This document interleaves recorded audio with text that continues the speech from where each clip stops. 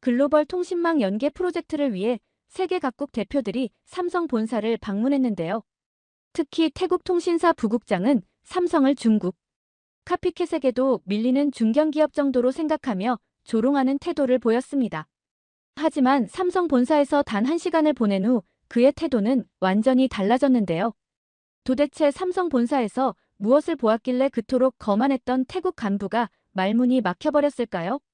저는 엘리사 하워드입니다. 미국에서 글로벌 통신사 전략 기획팀에서 일하고 있죠. 38살이니까 이 바닥에서 꽤 오래 굴렀다고 할 수 있어요. 그동안 수많은 기업들을 만나봤지만 이번 서울 출장은 정말 특별했습니다. 삼성전자 본사에 도착한 건 화요일 오전이었어요. 글로벌 통신망 연계 프로젝트 때문에 세계 5개국 대표들이 모인 자리였죠.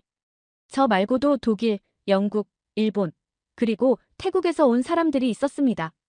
솔직히 말하면 처음엔 큰 기대를 하지 않았어요. 삼성이 뛰어난 기업이라는 건 인정하지만 아직 너무 내수 중심적이지 않나 하는 생각이 있었거든요. 인천공항에서 본사까지 오는 동안 택시 기사분이 영어로 말을 걸어오셨어요. 삼성에 간다고 하니까 표정이 확 달라지더라고요. 마치 자랑스러워하는 것 같았습니다. 그때는 그냥 한국인들의 애국심이구나 싶었는데 지금 생각해보면 그게 단순한 애국심만은 아니었던 것 같아요. 본사 건물 앞에 도착했을 때 첫인상은 압도적이었습니다. 높이도 높이지만 건물 자체에서 풍기는 분위기가 남달랐어요.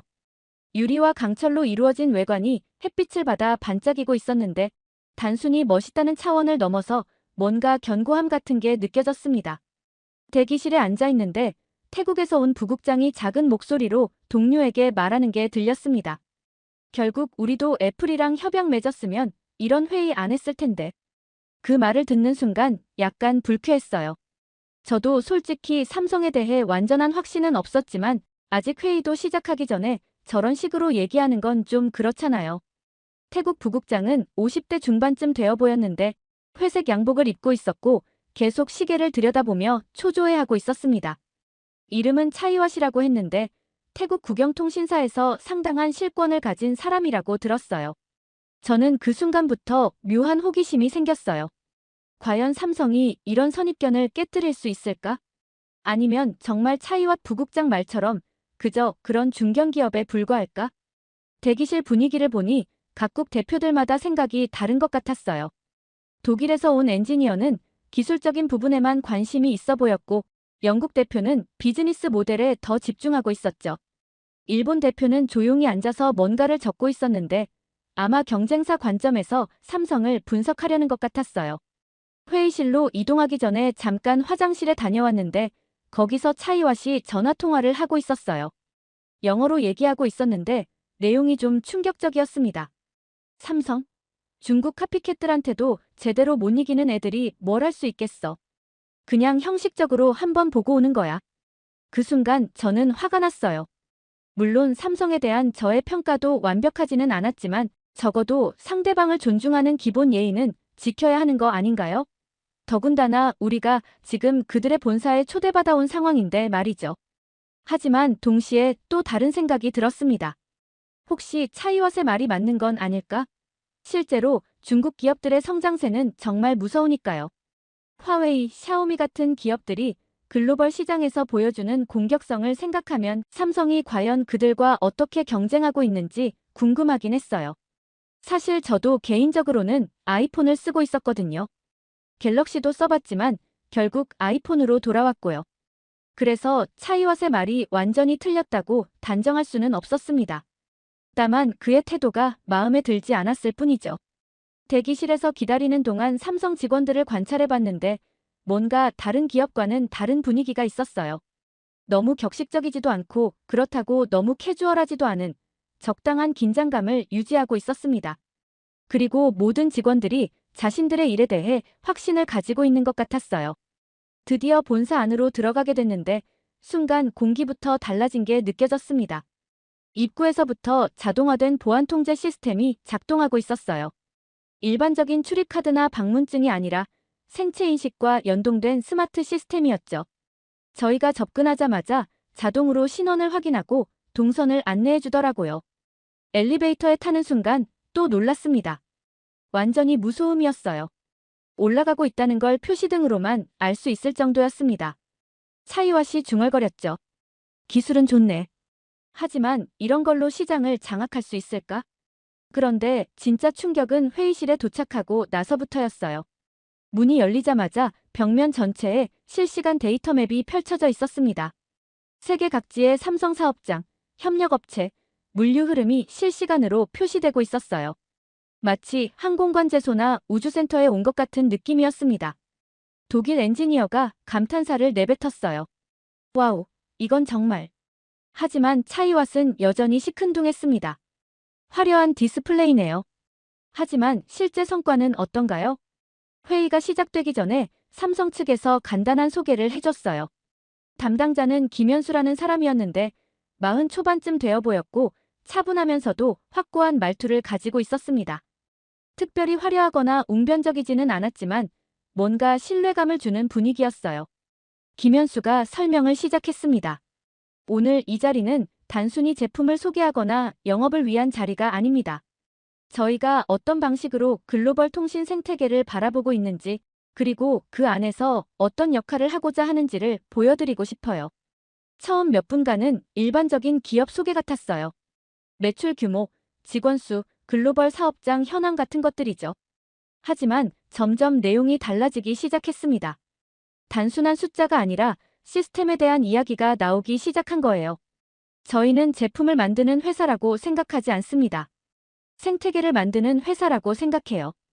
이 말을 들었을 때 저는 약간 의아했어요. 요즘 어느 기업이나 하는 말 아닌가? 하지만 김현수의 설명이 계속되면서 뭔가 다르다는 걸 느끼기 시작했습니다. 화면에 나타난 건 단순한 조직도가 아니었어요. 삼성과 연결된 수만 개의 협력업체들, 그리고 그들 간의 관계도가 실시간으로 업데이트되고 있었습니다. 어떤 업체에서 문제가 생기면 즉시 대체 루트가 표시되고 영향을 받을 수 있는 다른 업체들도 함께 표시되더라고요. 영국 대표가 질문했습니다. 이런 시스템을 구축하는데 얼마나 걸렸나요? 10여 년 정도 걸렸습니다. 하지만 아직도 계속 발전시키고 있어요. 차이와씨 비웃듯 말했습니다. 10년이나 걸려서 만든 게 고작 이거예요? 중국 업체들은 훨씬 빠르게 성장하고 있는데. 그 순간 회의실에 잠시 정적이 흘렀습니다. 다른 참석자들도 차이왓의 말이 좀 과했다는 표정이었어요. 하지만 김현수는 전혀 흔들리지 않았습니다. 저는 그 순간 김현수의 반응을 주의 깊게 관찰했어요. 화를 내거나 방어적으로 나오지 않았습니다. 오히려 차분하게 고개를 끄덕이며 차이왓의 말을 들어주고 있었어요. 그리고 잠시 후 입을 열었습니다. 빠른 성장과 지속 가능한 성장은 다릅니다. 저희는 후자를 선택했어요. 차이왓이 본격적으로 공격적인 질문을 던지기 시작했습니다. 처음에는 그냥 회의적인 태도였다면 이제는 거의 도발에 가까웠어요. 기술은 우수하다고 인정합니다. 하지만 언제까지 하드웨어만 팔 건가요? 소프트웨어나 서비스 생태계는 어떻게 할 거고요?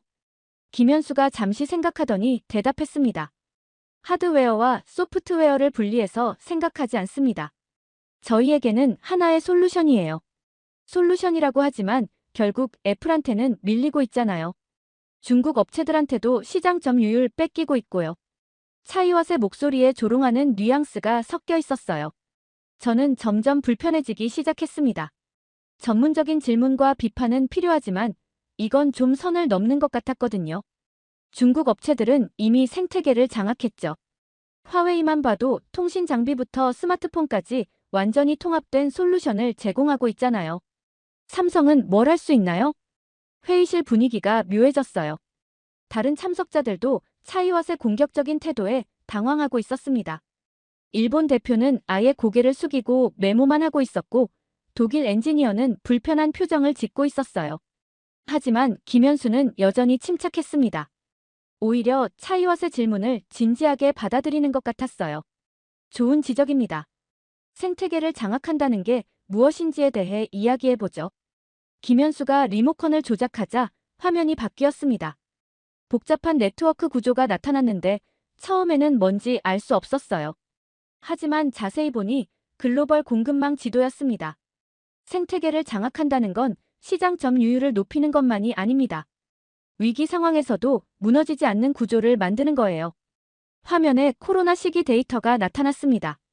다른 기업들이 공급망 차질로 고생할 때 삼성이 어떻게 대응했는지 보여주는 자료였어요. 우리는 기계를 파는 게 아니라 위기를 버티는 구조를 만듭니다. 차이와시 비꼬듯 말했습니다. 버틴다고 세계 최고가 되나요? 결국 시장에서는 성장하는 기업이 이기는 거 아닌가요? 그 순간 김현수의 표정이 미묘하게 변했어요. 여전히 차분했지만 뭔가 확신에 찬 느낌이었습니다. 성장하는 기업과 지속하는 기업은 다릅니다. 저희는 후자를 택했어요. 저는 그 대답을 들으면서 뭔가 깊은 철학의 차이를 느꼈습니다. 단순히 매출이나 시장 점유율을 늘리는 것과 장기적으로 지속 가능한 구조를 만드는 것 사이의 차이 말이에요. 차이왓은 계속해서 공격적으로 나왔습니다. 철학 얘기는 좋지만 결과가 중요하잖아요. 실제로 중국 업체들이 더 빠르게 성장하고 있는데 어떻게 경쟁할 건가요? 경쟁의 정의부터 다르게 보고 있는 것 같네요. 김현수가 다시 화면을 바꿨습니다. 이번에는 장기간에 걸친 여러 기업들의 성장 곡선이 나타났어요. 급격하게 성장했다가 갑자기 무너진 기업들, 그리고 꾸준히 성장하며 지금까지 살아남은 기업들의 패턴이 확연히 달랐습니다. 저희는 100년 후에도 존재할 기업을 만들고 있습니다. 그 말을 들었을 때 저는 조금 과장된 것 아닌가 싶었어요. 하지만 동시에 뭔가 다른 관점에서 생각해 볼 필요가 있다는 생각도 들었습니다. 회의실 분위기는 점점 긴장감이 높아지고 있었어요. 차이왓과 김현수 사이의 논쟁이 단순한 비즈니스 토론을 넘어서 철학적 대립으로 번지고 있었거든요. 차이왓이 더욱 직접적으로 공격해왔습니다. 철학은 좋지만 현실을 봅시다. 중국 기업들은 이미 아프리카, 동남아시아 시장을 장악했어요. 가격 경쟁력도 뛰어나고 속도도 빠르죠. 삼성은 어떻게 따라잡을 건가요? 김현수가 잠시 침묵했습니다. 하지만 그 침묵이 당황해서가 아니라 신중하게 답변을 준비하는 것 같았어요. 따라잡는다는 표현 자체가 저희 관점과는 다릅니다. 그럼 뭐죠? 포기한다는 건가요? 아니요. 다른 게임을 하고 있다는 겁니다. 김현수가 새로운 화면을 띄웠어요. 이번에는 삼성의 글로벌 연구개발 네트워크였습니다. 전 세계에 분산된 연구소들이 실시간으로 연결되어 있었고 각각 다른 분야를 담당하고 있었어요. 중국 기업들이 빠른 확장에 집중할 때 저희는 깊이 있는 기술 개발에 집중했습니다. 화면에 나타난 데이터를 보니 정말 놀라웠어요. 삼성이 보유한 특허수, 연구개발 투자 규모, 그리고 무엇보다 기초 연구에 투자하는 비중이 상당했습니다. 차이왓이 여전히 회의적이었어요. 특허가 많다고 시장에서 이기는 건 아니잖아요. 결국 소비자들이 선택하는 제품이 승리하는 거고요. 맞습니다. 하지만 소비자들이 선택할 수 있는 제품을 지속적으로 만들 수 있는 기업이 진짜 승자라고 생각해요. 그때 김현수가 말한 내용이 제게는 인상 깊었어요. 단순히 지금 잘 팔리는 제품을 만드는 것과 계속해서 혁신적인 제품을 만들 수 있는 능력을 기르는 것의 차이에 대한 이야기였거든요. 예를 들어보겠습니다. 김현수가 조작하자 화면에 반도체 시장 데이터가 나타났습니다. 메모리 반도체에서 삼성의 점유율과 기술력을 보여주는 자료였어요. 이 분야에서는 저희가 선두를 달리고 있습니다. 중국 기업들도 추격하고 있지만 아직 기술적 격차가 상당해요. 차이왓이 반박했습니다. 반도체는 인정하지만 그것만으로는 부족하잖아요. 스마트폰이나 다른 소비자 제품에서는 어떻고요? 모든 걸 다 잘할 필요는 없다고 생각합니다. 저희가 정말 잘할 수 있는 것에 집중하고 그것을 바탕으로 생태계를 구축하는 게 더 중요하죠. 저는 이 대화를 들으면서 점점 삼성의 전략이 이해되기 시작했어요. 모든 분야에서 최고가 되려고 하는 게 아니라 핵심 기술에서는 절대적 우위를 유지하면서 그것을 바탕으로 다른 영역으로 확장해 나가는 전략이었던 거죠. 김현수가 계속 설명했습니다. 저희는 기술의 깊이에 투자합니다. 표면적으로는 느려 보일 수 있지만 결국 그 깊이가 경쟁 우위가 되거든요. 화면에 나타난 자료를 보니 삼성이 기초 연구에 투자하는 규모가 정말 컸어요. 당장 상품화되지 않을 수도 있는 연구들에도 꾸준히 투자하고 있었습니다. 차이왓이 조금 언성을 높였어요. 그런 식으로 하면 시장 기회를 놓치는 거 아닌가요? 중국 기업들은 빠르게 시장에 제품을 내놓고 점유율을 확보하는데 말이에요. 시장 기회를 놓친다고 생각하지 않습니다. 다만 다른 방식으로 접근하는 거죠. 김현수의 답변은 여전히 차분했습니다. 오히려 차이와씨 흥분하고 있는 것 같았어요. 우리는 기계를 파는 게 아니라 위기를 버티는 구조를 만듭니다. 이 말을 다시 들었을 때 저는 뭔가 깊은 의미를 느꼈어요. 단순히 제품을 판매하는 것과 지속 가능한 비즈니스 구조를 만드는 것의 차이에 대한 철학이 담겨 있었거든요. 그때까지 저는 주로 관찰자 역할을 했었는데 김현수가 갑자기 예고 없이 다른 곳으로 우리를 안내했습니다. 회의실을 나와서 복도를 따라 걸어가는데 도착한 곳은 정말 놀라웠어요. 디지털 트윈 관제실이었습니다. 설명도 없이 그냥 문을 열어준 거예요. 들어가자마자 압도당했습니다. 벽면 전체가 거대한 모니터로 이루어져 있었고 실시간으로 전 세계 삼성 사업장의 상황이 표시되고 있었어요. 하지만 단순한 현황 모니터링이 아니었습니다. 시뮬레이션 시스템이었어요. 다양한 위기 상황을 가정하고 그에 대한 대응 시나리오를 미리 준비해 놓은 거였습니다. 독일 엔지니어가 감탄했어요. 이건 정말 군사작전 본부 같네요. 김현수가 간단히 설명해줬습니다. 저희는 위기 상황을 대비해서 미리 시뮬레이션을 해봅니다. 실제로 문제가 발생했을 때 빠르게 대응할 수 있도록요. 화면을 자세히 보니 정말 세밀했어요. 글로벌 공급망에서 어떤 지역에 문제가 생겼을 때 대체 공급망을 어떻게 구성할지, 생산량은 어떤 식으로 조정할지, 심지어 직원들의 이동 계획까지 모든 게 준비되어 있었습니다. 현재 준비된 위기 시나리오가 몇 개나 되나요? 영국 대표가 물었습니다. 지금 현재 37개 정도 됩니다. 계속 업데이트하고 있어요. 37개라니. 저는 깜짝 놀랐어요. 그것도 단순한 계획서가 아니라 실제로 실행 가능한 수준의 구체적인 시나리오들이었거든요. 차이와 또 이번에는 조금 놀란 것 같았어요. 하지만 실제로는 지금도 계속 발전시키고 있어요. 화면 중 하나에서 눈길을 끄는 게 있었어요. 한국 본사를 중심으로 한 협력업체 네트워크였는데 단순한 공급업체가 아니라 위기 상황에서 서로를 지원하는 생태계로 구성되어 있었습니다. 협력업체들과는 어떤 관계인가요? 제가 처음으로 질문했어요. 김현수가 저를 바라보며 대답했습니다. 파트너라고 생각합니다. 단순한 공급업체가 아니라요. 화면에 나타난 데이터를 보니 정말 놀라웠어요. 삼성과 협력하는 업체들의 성장률, 기술 개발 지원 현황, 심지어 직원 교육 프로그램까지 공유하고 있었습니다. 위기 상황에서 협력업체들을 어떻게 지원하나요? 저는 계속 질문했어요. 이 부분이 정말 궁금했거든요. 김현수가 화면을 바꿨습니다. 코로나 시기 데이터가 나타났어요. 많은 기업들이 협력업체와의 계약을 중단하거나 조건을 악화시켰을 때 삼성이 어떻게 대응했는지 보여주는 자료였습니다. 저희는 오히려 지원을 늘렸습니다. 왜냐하면 협력업체가 무너지면 결국 저희도 무너지거든요. 이 말을 들었을 때 저는 뭔가 다른 차원의 사고방식을 느꼈어요.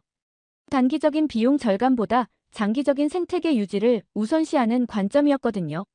화면에 표시된 구체적인 숫자들을 보니 더욱 놀라웠습니다. 코로나 시기에 협력업체들에게 제공한 긴급 자금, 기술 지원, 심지어 인력 파견까지. 이 모든 게 체계적으로 관리되고 있었어요. 차이와씨 조금 수그러든 목소리로 물었습니다. 그런 지원을 하면 단기적으로는 손해 아닌가요? 단기적으로는 맞습니다. 하지만 장기적으로 보면 투자예요. 김현수가 또 다른 화면을 보여줬습니다. 삼성의 지원을 받은 협력업체들이 이후에 어떤 성과를 냈는지, 그리고 그것이 다시 삼성에게 어떤 이익을 가져다 줬는지를 보여주는 데이터였어요. 결과적으로 저희 생태계 전체가 더 강해졌습니다. 이게 진짜 경쟁력이라고 생각해요.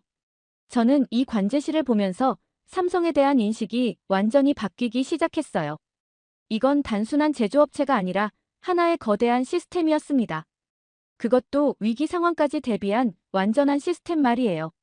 관제실을 둘러본 후 다시 회의실로 돌아왔는데 저는 더 이상 가만히 있을 수가 없었어요. 방금 본 것들이 너무 인상적이었거든요. 위기 대응할 때 협력업체들까지 따로 챙기시나요? 김현수가 고개를 끄덕였습니다. 삼성이 무너지면 주변도 같이 무너진다는 걸 알고 있습니다. 그래서 미리 챙기는 거예요. 이 대답을 들었을 때 저는 뭔가 철학적인 깊이를 느꼈어요. 경쟁에서 이기기 위해 상대방을 밟고 올라가는 게 아니라 함께 성장할 수 있는 구조를 만드는 것 말이에요. 구체적으로는 어떤 식으로 지원하시나요? 제가 더 자세히 물어봤어요. 김현수가 태블릿을 조작하더니 새로운 자료를 보여줬습니다. 협력업체 지원 프로그램의 세부 내용이었어요. 기술 교육, 자금 지원, 인력 파견, 공동 연구개발까지 다양합니다. 하지만 가장 중요한 건 장기적인 파트너십이에요. 화면에 나타난 사례들을 보니 정말 체계적이었어요. 단순히 돈을 지원하는 수준이 아니라 협력업체의 기술력 향상과 경쟁력 강화를 위한 종합적인 프로그램이었습니다. 차이와시 여전히 의구심을 표했어요. 그런 식으로 하면 비용이 너무 많이 들지 않나요? 효율성 면에서는 어떻고요? 단기적 효율성과 장기적 지속성은 다른 개념입니다. 김현수의 대답은 여전히 차분했어요. 하지만 그 말에는 확고한 신념이 담겨 있었습니다. 예를 들어보겠습니다. 화면에 구체적인 사례가 나타났어요. 20년 전 삼성전자 공장이 홍수로 침수됐을 때의 이야기였습니다. 당시 공장이 물에 잠기면서 생산이 완전히 중단됐습니다. 다른 기업들 같으면 구조조정을 했을 상황이었죠. 저는 이 이야기가 어떻게 전개될지 궁금했어요. 실제로 그런 위기 상황에서 기업들이 어떻게 대응하는지는 그 기업의 진짜 모습을 보여주는 척도니까요. 하지만 저희는 직원 한 명도 해고하지 않았습니다. 오히려 복구 작업에 모든 자원을 투입했어요. 김현수가 당시 신문 기사들을 보여줬어요. 정말로 대규모 해고 없이 위기를 극복한 사례였습니다. 결과적으로는 어떻게 됐나요? 영국 대표가 물었어요. 더 강해졌습니다. 직원들의 충성도도 높아졌고 지역 사회와의 관계도 더 좋아졌어요. 그리고 무엇보다 위기 대응 능력이 크게 향상됐습니다. 이 이야기를 들으면서 저는 감동받았어요. 단순히 비즈니스적인 계산이 아니라 사람을 중시하는 기업 문화가 느껴졌거든요. 차이와 또 이번에는 말이 없었어요. 아무래도 이런 사례 앞에서는 쉽게 반박하기 어려웠을 거예요. 김현수가 계속 설명했습니다. 저희는 위기를 기회로 만드는 방법을 배웠습니다. 그리고 그 과정에서 더 견고한 시스템을 구축했어요. 화면에 나타난 현재의 위기 대응 시스템은 정말 인상적이었어요. 과거의 경험을 바탕으로 더욱 정교하고 포괄적인 시스템으로 발전시킨 거였습니다. 이건 그냥 회사가 아니라 시스템이네요. 저는 저도 모르게 감탄사를 내뱉었어요. 사실 그 순간 제 머릿속에는 더 큰 깨달음이 있었습니다. 이건 단순한 기업이 아니라 하나의 완전한 생태계였어요. 그것도 위기까지 고려한 지속 가능한 생태계 말이에요. 회의가 거의 마무리될 즈음 차이왓의 태도가 눈에 띄게 달라졌어요. 처음에 공격적이고 비판적인 모습은 온데간데 없고 조용히 메모를 하며 진지하게 듣고 있었습니다. 김현수가 마지막으로 보여준 자료는 삼성의 장기 비전이었어요. 단순히 매출 목표나 시장 점유율이 아니라 어떤 가치를 창출하고 어떤 사회에 기여할 것인지에 대한 내용이었습니다. 저희는 100년 후에도 필요한 기업이 되고 싶습니다. 이 말을 들었을 때 저는 뭔가 울컥했어요. 요즘 기업들이 분기별 실적에만 매달리는 모습을 많이 봐왔는데 100년이라는 시간 단위로 생각하는 기업을 만난다는 게 신선했거든요. 차이왓이 조심스럽게 질문했어요. 그런 장기적 관점이 현실적으로 가능한가요? 시장 변화가 너무 빠른데. 그래서 더 중요합니다. 변화가 빠를수록 변하지 않는 원칙이 필요해요. 김현수의 대답에는 흔들리지 않는 확신이 있었어요. 하지만 동시에 유연함도 느껴졌습니다. 저희의 원칙은 간단합니다. 사람을 중시하고 기술을 통해 더 나은 세상을 만드는 것. 이 원칙만 지키면 어떤 변화든 대응할 수 있다고 생각해요. 화면에 삼성이 진행하고 있는 사회공헌 활동들이 나타났어요. 교육, 의료, 환경 등 다양한 분야에서 장기적인 프로젝트들을 진행하고 있었습니다. 이런 활동들도 비즈니스와 연결되나요? 독일 엔지니어가 물었어요. 직접적으로는 아닐 수 있습니다. 하지만 간접적으로는 모든 게 연결되어 있어요. 더 나은 사회가 더 나은 비즈니스 환경을 만들거든요. 저는 이런 관점이 정말 인상적이었어요. 단순히 이익만 추구하는 게 아니라 사회 전체의 발전을 고려하는 시각 말이에요. 회의가 끝나갈 무렵 차이와 씨 마지막 질문을 했어요. 이번에는 공격적이지 않고 진짜 궁금해하는 톤이었습니다. 이런 모든 시스템과 철학이 실제로 경쟁력이 될 수 있을까요? 김현수가 미소를 지으며 대답했어요. 이미 되고 있다고 생각합니다. 다만 그 경쟁력이 단기간에 드러나지 않을 뿐이에요.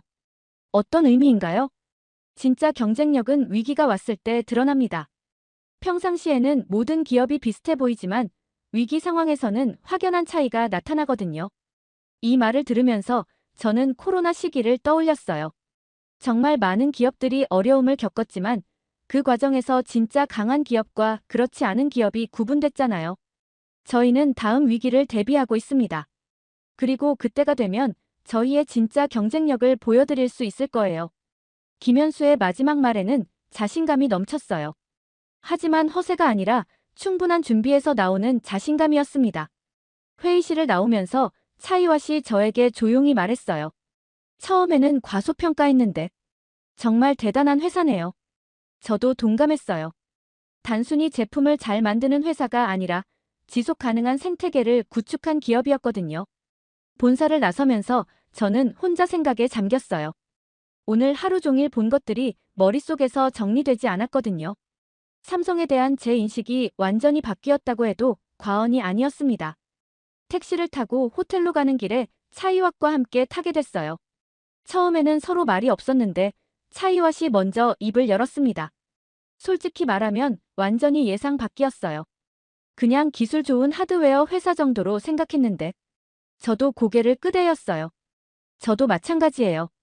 이런 시스템을 갖춘 기업일 줄은 몰랐어요. 특히 위기 대응 시스템이 인상적이었어요. 우리 회사는 그런 거 전혀 없거든요. 차이왓이 창밖을 바라보며 말했어요. 아까까지의 거만한 모습은 완전히 사라졌습니다. 저는 오늘 본 것들을 정리해 보려고 했어요. 자동화된 보안 시스템, 실시간 글로벌 모니터링, 위기 대응 시뮬레이션, 협력업체 생태계, 장기적 비전. 하나하나가 모두 인상적이었지만 가장 중요한 건 이 모든 게 하나의 일관된 철학 아래 연결되어 있다는 점이었어요. 기술보다 시스템이 더 중요하다는 걸 오늘 깨달았어요. 제가 말했습니다. 맞아요. 아무리 좋은 기술이 있어도 그걸 지속적으로 발전시키고 활용할 시스템이 없으면 의미가 없죠. 차이왓의 말에 공감했어요. 오늘 삼성에서 본 건 단순한 기술력이 아니라 기술을 체계적으로 관리하고 발전시키는 시스템이었거든요. 호텔에 도착해서도 저는 계속 생각이 났어요. 특히 김현수가 한 말들이 머릿속에서 맴돌았습니다. 우리는 기계를 파는 게 아니라 위기를 버티는 구조를 만든다. 100년 후에도 필요한 기업이 되고 싶다 같은 말들 말이에요. 방에 들어와서 노트북을 켜고 오늘 경험한 것들을 정리하기 시작했어요. 보고서를 써야 했거든요. 하지만 어떻게 써야 할지 막막했어요. 단순히 기술적 사양이나 비즈니스 조건을 정리하는 게 아니라 완전히 다른 차원의 기업 철학을 어떻게 설명해야 할까요? 결국 저는 이렇게 시작했어요. 나는 삼성 제품을 보러 갔지만 결국 기업이라는 개념 자체를 새로 배운 기분이다. 정말 그랬어요. 오늘 하루 종일 본 것은 제품이나 기술이 아니라 하나의 완전한 시스템이었습니다. 그것도 위기까지 대비한 지속 가능한 시스템 말이에요. 보고서를 쓰면서 저는 계속 생각했어요. 왜 삼성이 이런 시스템을 구축할 수 있었을까? 그리고 다른 기업들은 왜 이런 식으로 접근하지 않을까? 아마 시간의 차이인 것 같았어요.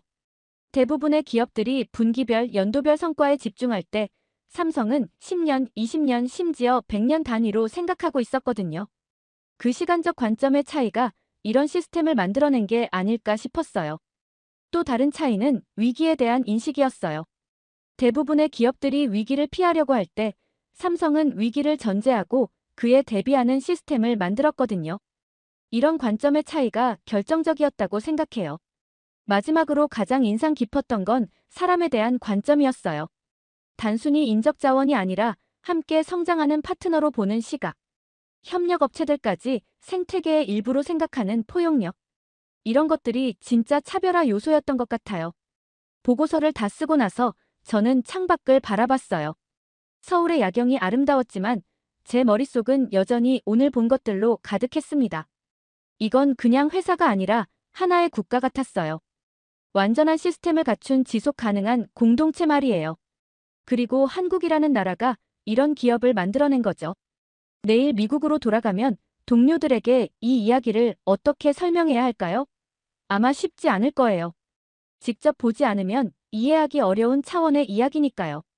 하지만 한 가지는 확실해요. 오늘 이후로 저는 삼성을, 그리고 한국을 완전히 다른 시각으로 보게 될 거라는 점 말이에요. 지금까지의 사연, 어떻게 들으셨나요? 재밌게 들으셨다면 댓글로 남겨주세요. 추첨을 통해 커피 쿠폰들 보내드립니다. 다음에 더 재밌는 사연으로 돌아올게요. 감사합니다.